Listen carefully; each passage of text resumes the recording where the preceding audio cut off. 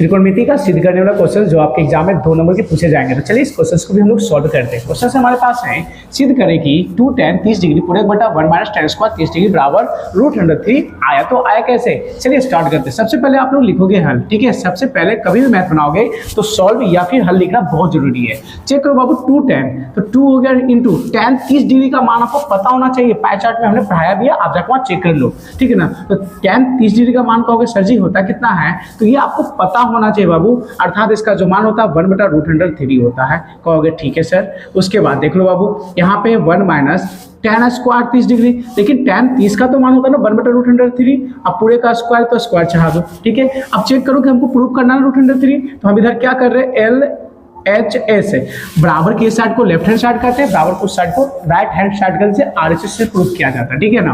अब देखो यहाँ पे सॉल्व करना आपको, 2 को 1 से मल्टीप्लाई करोगे बाबू 2 हो गया, √3 का 3 छोड़ दोगे।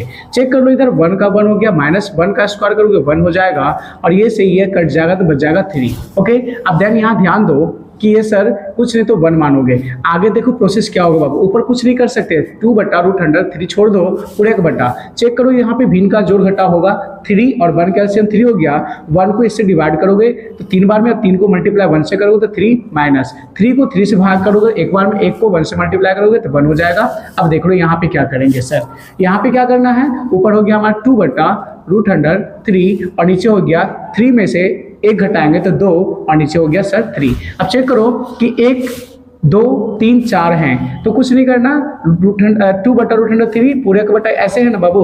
देखो क्या करना है, 2 बटा √3 मल्टीप्लाई बाय 3 एंड 2। अब सर जी कहो कैसे, एक याद रखिएगा रूल होता है बाबू, A B पूरे बटा C और D, ये होता मल्टीप्लाई D से, ये होता मल्टीप्लाई C से, बस इसी का हमने यूज किया है। 2 से 2 कट गया एक बार में। अब कहोगे सर जी 3 बटा √3 आया, n बचा। सर कहोगे कुछ नहीं, ध्यान दो बाबू, क्या मैं इस 3 को ऐसे लिख सकता हूँ √3 मल्टीप्लाई √3 और पूरे का बटा, नीचे जैसे कहता है।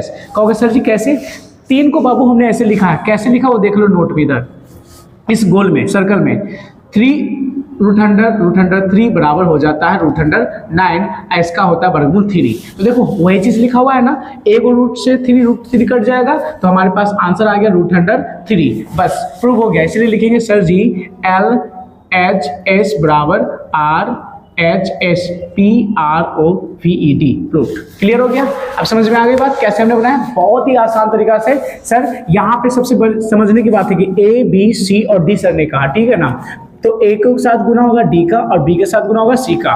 तो हमने क्या कहा कि √2 बटा √3 छोड़ दिया और इसको हमने ऊपर गुना कर दिया और 2 को नीचे गुना कर दिया, 2 से 2 कट गया बाबू, तो 3 बटा √3 बचा, ठीक है ना। तो 3 को हमने लिखा √3 मल्टीप्लाई √3, क्यों, क्योंकि हमने यहाँ पे नोट बता दिया कि हम √3 इंटू √3 करते हैं तो √9 होता है और 9 का वर्गमूल 3 होता है। तो इसलिए हमने क्या करा कि इसको 2 बार लिखा और एक से वो कट कर दिया। लिखने का कारण क्या था बाबू, ये समझ लो, बिकॉज रीजन ये था कि √3 नीचे है, इसको काटना है, इसलिए हमने इस 3 के बदला ऐसा किया। अगर नहीं काटना होता √2 अगर इसके अलावा कुछ रहता तो हम ऐसे नहीं करते, ये याद रखिएगा। तो इसका आंसर हो गया, इसलिए लिखेंगे LHS बराबर RHS, दैट इज कॉल्ड, हमारा हो गया आंसर प्रूव्ड। ये याद रखिएगा, 2 नंबर के पूछे जाएंगे।